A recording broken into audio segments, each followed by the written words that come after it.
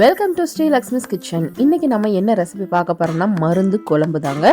அது எப்படி பண்ணுறதுன்னு பார்க்கலாம். நம்ம ஒரு பேன் எடுத்துக்கலாம். ஒரு பேனில் நல்லெண்ணெய் சேர்த்துக்கலாம். ஒரு 2 டேபிள் ஸ்பூன் அளவுக்கு நல்லெண்ணெய் சேர்த்துட்டு 1 டேபிள் ஸ்பூன் அளவுக்கு மிளகு, 1 டேபிள் ஸ்பூன் அளவுக்கு சீரகம், 1 டேபிள் ஸ்பூன் அளவுக்கு மல்லி, 1 டேபிள் ஸ்பூன் அளவுக்கு வெள்ளைக்கடுகு, நான் சுக்கு எடுத்திருக்கேன். நீங்கள் திப்பிலி,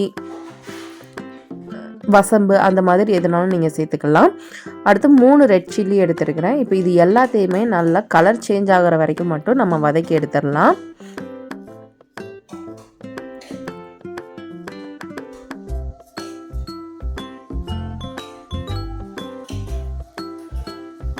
இப்போ நம்ம இதை எல்லாத்தையுமே ஆற வச்சிடலாம்.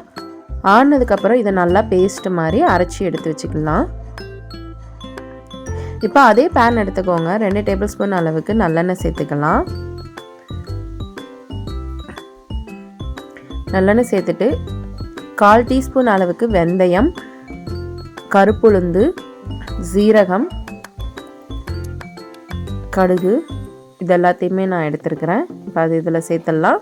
அடுத்து 2 பெரிய வெங்காயம், ஒரு பச்சை மிளகாய், 1 கை அளவுக்கு பூண்டு, கொஞ்சமாக கருவேப்பிலை இது எல்லாத்தையுமே சேர்த்துக்கலாம். சேர்த்துட்டு நல்லா வதக்குனதுக்கப்புறம் நான் 2 தக்காளியை கட் பண்ணி வச்சுருக்கிறேன். அதையும் இப்போ இதில் சேர்த்து நல்லா வதக்கிடலாம். 1/4 டீஸ்பூன் அளவுக்கு மஞ்சத்தூள், தேவைக்கேற்ப உப்பு சேர்த்துக்கலாம்.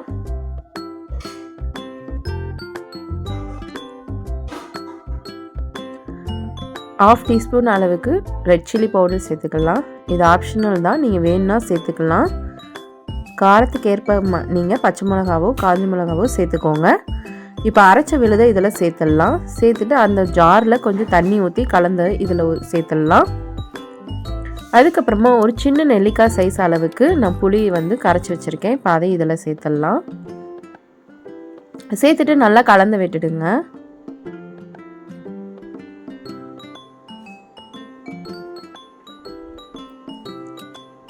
ஒரு மூடி போட்டுடலாம். மூடி போட்டுட்டு ஒரு 10 நிமிஷம் அளவுக்கு நல்லா கொதிக்கட்டும். அதுக்கப்புறமா நம்ம கொத்தமல்லி தூவி கிளறி விட்டுடுங்க.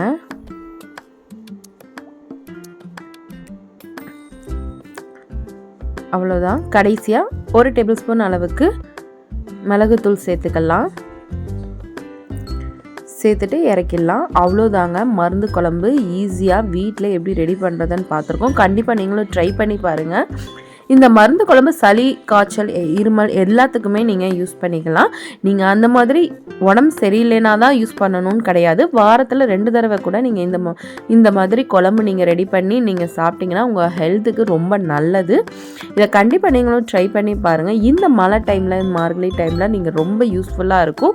கண்டிப்பாக நீங்களும் ட்ரை பண்ணி பாருங்கள். எங்களோட சேனல் லைக் பண்ணுங்கள், ஷேர் பண்ணுங்கள், சப்ஸ்கிரைப் பண்ணுங்கள்.